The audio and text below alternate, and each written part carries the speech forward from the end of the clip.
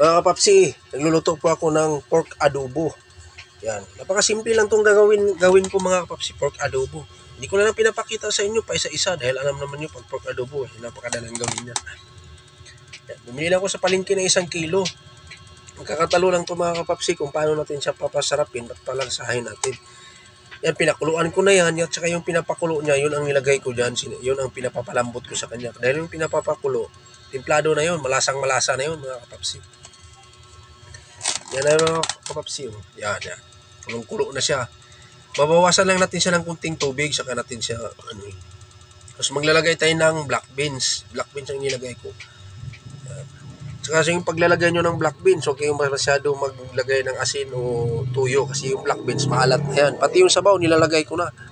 Kaya tinatansahin lang natin yan mamaya. Papantayin na natin mamaya.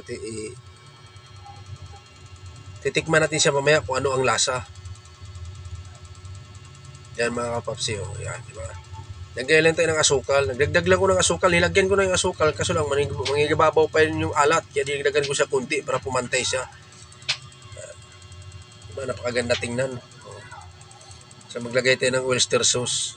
Depende din sa inyo kung maglalagay kayo ng oyster sauce o gano'ng karami. Tansahin nyo na lang dahil malasang-malasa na yan. Yan po mga kapapsi, oh. Diba? Ganda tingnan, di ba?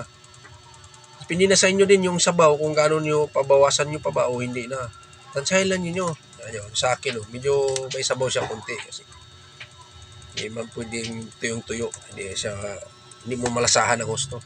At ako po ay nagpapasalamat sa inyo mga kapapsi, kamamsi sa walang sawang suporta. See you next vlog. Thank you for watching mga kapapsi. Ingat po tayo lahat at happy New Year. Sana masaya at mapayapa tayo. Hanggang dito na lang ako. Bye-bye.